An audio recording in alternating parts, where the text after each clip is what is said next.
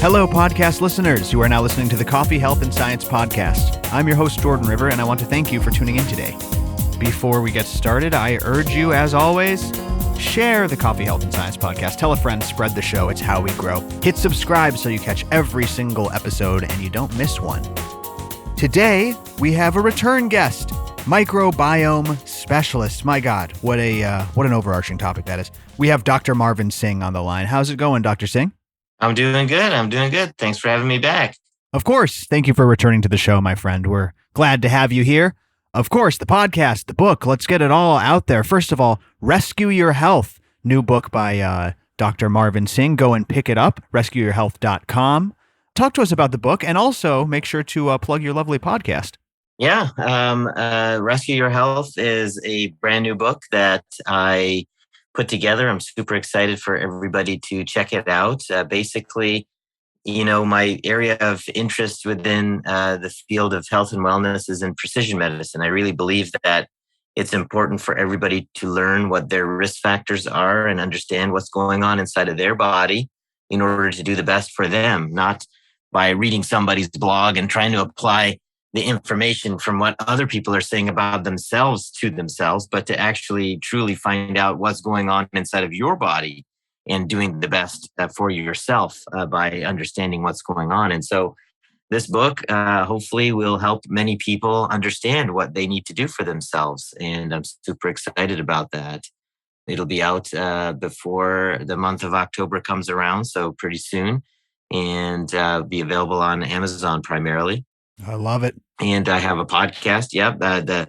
Thanks to you and your motivation to help me get a podcast going actually years ago. I don't know if too many people know, but I'll give you credit where credit is due. I mean, you're the one. I remember we talked one time and I was a guest on your show for the first time, I think. And you said, you need a podcast. And I said, I know I do. I need some motivation to do it. And you helped me out and got me started. And here we are. We have a great podcast called Precision the Healthcast, and it's growing every week. And we have some amazing guests that are on the show as well. So I thank you for that. That is so cool, man. I love hearing that because I do tell quite a lot of people, and I help people get their show off the ground, with these consultation calls, hook them up with the necessary people sometimes. Shout out to Master Engineer Sten, of course, behind the scenes doing a bunch of work. But really, it takes a lot of dedication to keep one going and to build an audience like you have. So I love it. We love featuring you here, and go and check it out, everybody who's subscribing to this show. And I'll just put you on the spot here. If you ever need a coffee expert to come on your show and, speak briefly about the health effects of coffee, you know who to call, my friend. Yeah, actually we should. I'm looking for a new guest for the next quarter, so that'll be great. See how I did that? Listeners? You put them on the spot and they can't say no. No, Dr. Marvin Singh's a good friend. So check out the Precision Healthcast and, of course, the new book. I want to focus in on the new book for a second here, though, man, because it sounds like this is really fulfilling a good need, something that a lot of people are looking for. Would you say this is a fair statement? If someone is struggling with identifying, exactly what's making them feel the way they feel, whether it's just general fatigue or something more severe, is this book kind of about taking control of your own health and solving the health mysteries that often plague us? Exactly. One of the analogies I have in the book is you can imagine a snow globe. Snow globe has tons of little snowflakes in it, right? And say we'll just say migraine headaches. And we'll say, okay, so what's causing these migraines? You shake the snow globe, you see all the little snowflakes flying around. Well, it could be a lot of these things, or it could be a relationship between one snowflake and another group of snowflakes moving around within the snow globe. These are basically the chemicals or metabolites floating around inside of your body as well. And so it's more than just saying, oh, well, it must be stress or you didn't sleep much. They may be contributory factors, but there may be a lot of other things going on inside your body that could be related to that. And so that's what precision medicine is about, is searching for root causes, trying to find out where things could be coming from and what the relationships are between different parts of your body, and then trying to figure solutions to that and follow your results and see what kind of improvements we make over time. Yeah, that is a really good analogy because there's so many there's so much interconnectivity and there's so many different moving parts. Like you said, I think that the big problem is when we go the opposite of precision. I'm not sure what that is, broad spectrum. Mm. And we just say, let's see this medication, and it helps 40% of people who have this condition, and we'll just fire out a bunch of these medications, and it'll help all these people. And not to knock the magical power of Western medicine and medications, but a lot of the time, you're not solving the root issue. This is something we've hammered on this show, but everyone's experienced that before. The doctor doesn't know what's wrong with you. He's kind of covering up the problem. And to get to the point of true wellness and being disease free, I almost feel like you have to go precision. You have to identify that root cause and treat it through not necessarily natural means, but definitely precision means. You know what I mean? You're right. You're right. I mean, there's the difference. The difference is called sick care versus well care. Right. And, you can say, oh, you have heart disease. You have a narrowing of one of your coronaries. And cardiologists will say, okay, no problem. We'll put a stent and you'll fix you right up. Right. That's it. Yeah. It's a problem solved, right? It's not like really, because you solved the problem. The guy may not have a heart attack tomorrow because you solved the immediate problem. But what about the protoplasm where that disease even came from in the first place? Why are we not talking about that as much? That's the difference, I tell people there are two kinds of doctors. There's a kind of doctor that will rush into a burning building to save you if you're stuck inside, like a firefighter. And we need those firefighter doctors. We're always going to need them because there's always going to be situations where we need saving from. So true. But then there's the other kind of doctor who says, why were you anywhere even near that burning building? What can we do to prevent you from being near these dangerous situations? And that's the kind of doctor that I enjoy being the most. I do both parts, but that's the kind I enjoy doing the most because the yield on quality of life and, overall health and happiness, being able to accomplish the things that you want to in life, the yield is much higher if we can prevent your first heart attack, right? For example, using the heart, scenario. Why do we want to wait until we have a heart attack in order to find out what we should do for our health?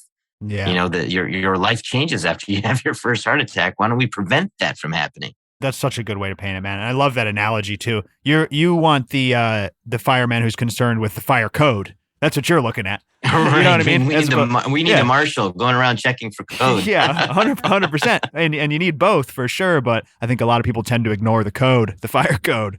So very good analogy. How much of this do you feel, listen, this is a loaded question because I know you're a microbiome specialist. How much of this kind of medical sleuthing brings you back to the microbiome? Man, I just got over a bout of cluster headaches. The listeners will hear more about it. We don't have to go into it now. But I'm realizing the relationship between the microbiome and neurology. I'm realizing the relationship between the microbiome and everything. Mm-hmm. How much of this, again, sleuthing brings us back to the gut and gut bacteria? I think it's very central.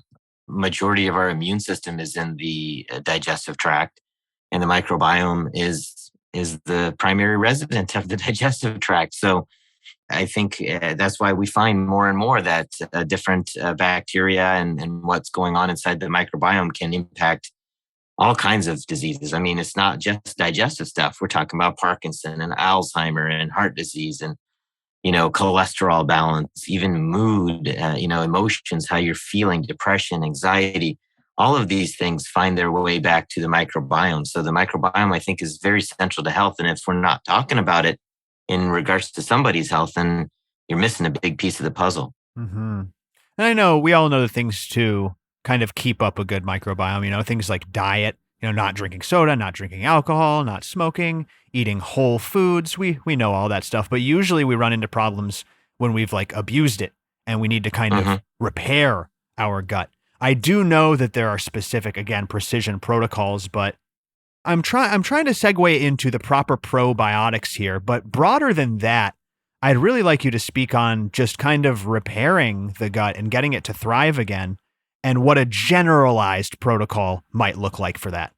Well, you'll probably never get a pure generalized response from me as a precision medicine guy. I was worried about that. we can use microbiome testing to help drive some of those recommendations, but in general, let's just assume that there's a lack of diversity in somebody's microbiome. So, you want to kind of strategize on how can you improve the diversity in the microbiome, because we know that diversity equals resiliency, which equals strength, which equals better immune system, which means, overall everything better.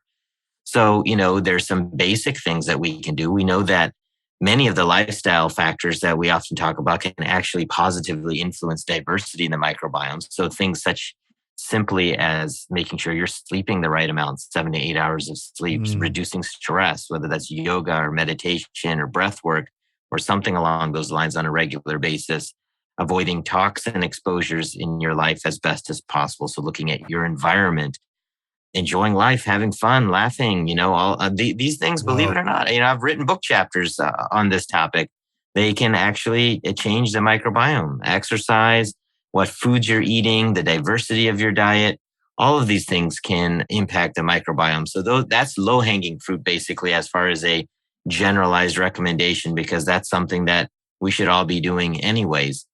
And then there may be particular kinds of probiotics, depending on perhaps how imbalanced somebody's microbiome might be. We might use anti-inflammatories like curcumin or boswellia if somebody has a lot of inflammation going on. Damn. We may use postbiotics like butyrate. I may use, bovine immune globulin or colostrum sometimes. So it really depends on what's going on, because we also look and we see what good guys are there, what good guys are missing, and then we all there are. I'm sorry. Is there any harm to taking it all? Or is it just not feasible? So there are a variety of different things that we can use. Some people may need them all, and some people may need some of these. It really depends on what the nature of their microbiome is. But I often will stage the recommendation. So I don't say take probiotics, prebiotics, postbiotics all at the same time necessarily. I may, want to help address some imbalances by using things perhaps like serum dry bovine immune globulin and colostrum. If there's an imbalance, too many bad guys, and then we may introduce some probiotics, and then we may introduce some prebiotics, just in various stages over the course of months. That is fascinating, man. Okay, so I want to get into the specific testing and reading that testing in just a second. But before that, like I said, these over-the-counter probiotics, prebiotics, are we just kind of shooting in the dark? Do you recommend them? Do you think they work but not so good? Like, what's your opinion on this? I'm trying to heal my gut. I'm going to walk in, get some probiotics, and start gulping them daily. Yeah. So, we don't have a perfect answer on that, right? Because there's trillions of microbes inside of your microbiome. So just like that snow globe, if you say, well, the pattern of these snowflakes floating around inside the snow globe seem to be tilted towards the right. So let's introduce some more snowflakes and see if we can bring it back to the left. You could, and maybe it will, or maybe it'll push it further to the right, right? So there's a lot of different things to consider. There are some companies who will look at your microbiome data and your history and what medical problems you have, and then decide based on the literature what might be the best probiotic formulation for you. And they personalize the probiotic, and then that's your probiotic. And then you can retest the microbiome after a few months and see what changes have been made, and maybe reformulate. And that may be one way to kind of get a little bit more precise at it. And I do use that approach sometimes when people need that. Other times we may use probiotics that may have, good history behind them, like spore-based probiotics are good at reducing inflammation and leaky gut. We know Saccharomyces boulardii is a good guy probiotic that can help other microbes grow and flourish and create good environments. So, I often don't get hung up on each individual name of bacteria. I think, you can probably drive yourself crazy if you look at like a list of, hundreds of bacteria, and you say, okay, well, I've got to increase this guy by this way. I'm going to decrease this guy by this way. I mean, I don't know how you're going to do that. I don't even know if it's possible, actually. So you want to kind of focus on the general themes. Doesn't necessarily, and this is my philosophy, it doesn't necessarily matter which guys or gals are there. It matters what's happening in the ecosystem. Meaning, you could have a neighborhood in your neighborhood, and you could have 100 people that live in this elite neighborhood. And if one or two of them are bad apples, but everything happening, the net outcome in that neighborhood is still very good, then okay, you just deal and adapt with the one or two bad apples. There's always going to be bad apples in whatever kind of group you're looking at. So that doesn't mean that the whole neighborhood sucks or that it should be taken down. It's the balance. But, so that's kind of the point. You want to look and see what's happening. So that's why looking at the overall functionality of the microbiome is also important. We may note what guys are there and what gals are not there. And then we may try to figure out what kind of activities are happening. Are they doing good stuff? Are they doing bad stuff? And use that as kind of a gauge of improvement rather than focusing on the percentage or, decimal point percentage of a certain microbe or another. Wow. And you can't comment on any specific brand of probiotic just because there's simply so many of them. I mean, it's actually interesting. There are. I generally don't try to promote products on podcasts because I'm not biased towards anything, and I want to make sure that people know and understand that I only use what I feel is good for certain people in certain circumstances. So I generally try to not, on shows or anything directly give brand names. Well, it's funny because I'm looking at the ingredients of this. I mean, it's just a random digestive probiotic. And what I see here is a bunch of lactobacillus strains. Mm-hmm. And that's quite funny to come up on this show because, lactobacillic acid, labs, a common fertilizer application in regenerative farming. You can make your own lactobacillus at home from it's like rice water and milk or something. And it's incredibly beneficial for people who are practicing Korean natural farming and regenerative farming and all this stuff. So why don't I just make my own lactobacillus at home? Again, it's probably, what you said, the specific species. It's a very broad spectrum application if you're just taking a probiotic randomly or making your own lactobacillus at home. Because you can consume that stuff. Yeah, well, people ferment foods at home. I mean, a lot of people do that. That's what that is. That's kind of a similar concept. You're making your own probiotics at home. You could do that easily. I mean, I'm totally for that because at the end of the day, diversity is important. So diversity of food and diversity of microbes is what's important. And so if you're making fermented foods, you're getting the benefit of the food. So you're giving your body fiber, and then you're also taking a dose of probiotics along with it. And if you do different stuff in organized fashion, you're diversifying your diet and you're diversifying your gut at the same time. Yeah, that sauerkraut, baby. That kimchi. Yeah. I love it. Gotta eat more. I love it too, man. I absolutely love it. Okay, but let's get into the specifics here. So you're saying we got to get tested. It sounds like you go to a microbiome specialist. You get a test. You get a test result back, again, with a list of species and their populations, and we're looking for imbalances in these things. Too many bad guys, not enough good guys, and then to replace that. That's the general idea of these microbiome tests, right? Yeah, we want to see, what the spread is and how diverse it is and how well the microbiome is performing in some of the key functions we expect it to perform in. And then we strategize on what things we can give to your gut to help offset some deficiencies while we work on the underlying root issue, which is often diversifying the gut and reducing some of the pathogenic or bad species. So when you take a look at for instance, a readout, a result from one of these tests, what are the first things that you're looking at specifically? So I'm looking for the diversity score. Some of them will show keystone species there. So I'll look and see how many good guys are there. Keystone species are like the granddaddies and the grandmothers of the microbiome. I call them the OGs. These are the ones that we know are good and they do good stuff for us and we want them to be there. So we want to see, are they there in full strength or are they kind of not there so much? And what we can do that might help you with a probiotic choice potentially. And then, look at the functions. Are we making enough butyrate, and things like that, for example, so that you can help people with diet recommendations and also supplement recommendations. So supplement those. And then I know this is kind of broad again. What are the diet recommendations that you tend to recommend to people? So I think, one of the key things is a diversification of the diet. So you want to have different foods in your diet, and we want to focus on a lot of different kind of plant foods.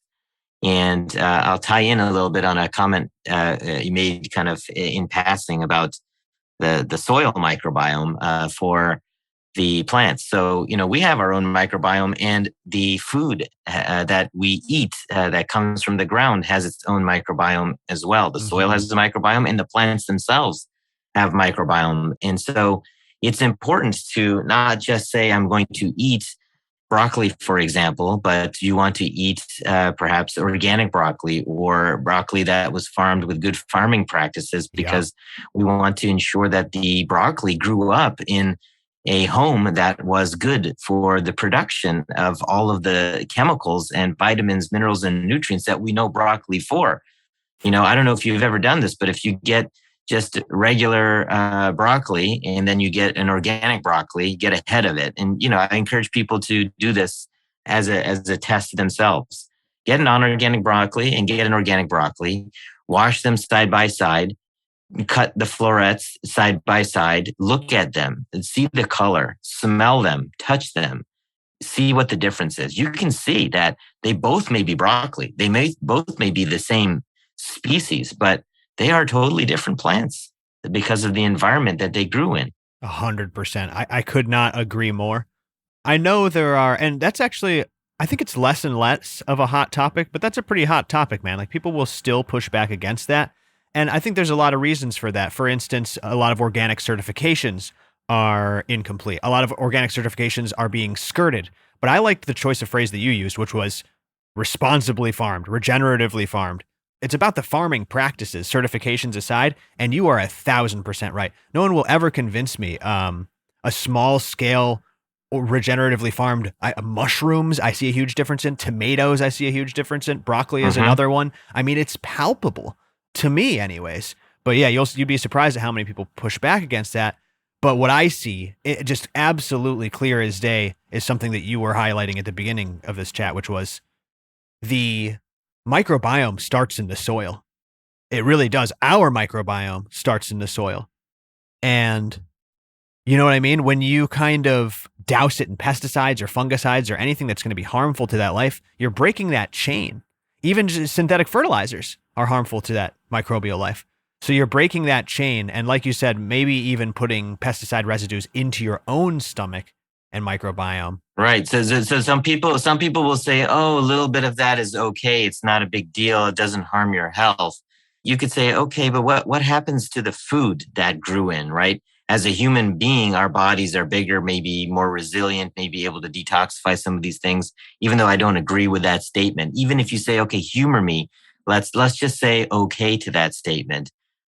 Broccoli growing in the ground isn't as big and diverse as a human being, right? So you've changed the broccoli, and then we're going to eat that broccoli. So that broccoli is not the same broccoli you're thinking it might be, and you're not getting as much benefit as you could. Don't get me wrong, broccoli is good, probably either way, right? But you want as good as you can get out of it, right? Yeah. So you robbed the broccoli of something that it would have needed. And as a result, you may not get as good of a product as you think you're getting. 1,000%. And that affects your microbiome. Yes. And that's why it's so important to really understand that, something that I evolved to understand as a physician myself, is that everything is connected to each other, whether we want to think it or believe it or not. That's how Earth works. That's how life works. We're all interconnected to each other. So yes, the quality of the soil does impact your health because the food you eat is coming from that soil. Man, and that's why I got onto this whole exploration of regenerative coffee, and why Purity Coffee stole my heart, is because someone has to explore this link. And again, it might be one of the most important facets of our health. Really, really interesting. But I'm sorry, you were talking about recommendations. Lots of plant foods, good plants, as high quality as you can. And a diversity of plants. And I can give you an analogy. I came up with this analogy randomly a few weeks ago. And it's basically like, say, you're having a dinner party. Imagine one of those long, dinner tables that you see like in movies when the royal family or something is having people over. 100 people can sit at this long dinner table, but each of these 100 people come in pods of, let's say, 5. So you have 20 different groups of people. Each one of these 20 different groups of people likes a particular kind of food. And that's the primary food that they like to eat. So you can say as the host, man, That means I got to make 20 different meals. I'm not doing that. I'll make 4 or 5. That's good enough. And that's what I'm going to serve. So you serve 4 or 5 different kinds of foods, and the groups that like those foods are going to be really happy. But the groups that don't like those foods are not going to be happy, and they're not going to eat. Just because you give it to them doesn't mean that they're going to eat them or that they're going to utilize that food in the way that they should. Those guests are your microbes. So over time, if you keep having these dinner parties and you're inviting these people over and you're serving foods that everybody doesn't enjoy, you're going to start allowing the populations to shift. You're going to be pushing the populations of certain microbes, and the microbes that you're not feeding, they may just go into hibernation. They may be a very small amount. They may not be functioning very well. And so it's kind of like that. And that's where this whole example of the diverse diet comes into play. So, if you serve 4 or 5 things one time, maybe serve different 4 or 5 things the next time and different 4 or 5 things the next time. So if you switch it up and you try different foods, that's really one of the best strategies to really try to help as many different microbes as possible, because we want them all growing and flourishing. We want them all to be happy so that we can have that diversity. And you know what? It can be fun too. You can learn new recipes. You can try different foods. You can cook foods different ways. So it doesn't have to be a chore necessarily. Look at it as something that's going to be fun, exciting, and new, and good for your health at the same time. Wow, man, I love that. And would you say, maybe to somebody who just can't afford the testing, or maybe to somebody who's not, whose ailments aren't to the point where they feel they require going down that road, is it a good alternative to keep a food journal? And like you said, just kind of be your own doctor and see how they make you feel and see how these make your gut respond and your energy levels and that sort of thing. Yeah, exactly. I say that all the time. In one of my lines, if you're one of my patients, you'll have probably heard me say at some point or another that your body is the best doctor, not me. So, if your body responds positively or negatively to something in some way or another, listen to that, because that's your body giving you a message. If you get a rash every time you eat an avocado, then your body's trying to tell you something's wrong with you and avocado. So that doesn't mean keep eating it because they say avocado is a healthy fat. You listen to your body. Your body is the best doctor. I could not agree more, my friend. There's so much more that we could dive into, but we're here up at the half-hour mark. Listen, we'll have you back. I can't even believe we've passed half an hour already, actually. Seriously, it's pretty wild, man. We love having you on the show, but we need to make sure you get in plugs here at the end, of course. The podcast, the book, all of that stuff. Where can we find more, Dr. Marvin Singh? I have a couple of websites, precisionclinic.com, precision with an E, and then drmarvinsingh.com. And then the book's website is rescueyourhealth.com. I'm very easily accessible. Emails linked to these websites, and social media is at Dr. Marvin Singh. So I'm also pretty accessible on Instagram and other social media platforms. Nice. Go and give them a follow, everybody. Check out the podcast. Thank you for listening. I hope you enjoyed this microbiome exploration. There will be more coming on the show. That's all for today, though. This is Dr. Marvin Singh and Jordan River signing off saying, have an extraordinary day out there, everybody. We'll see you next time on the Coffee, Health, and Science Podcast.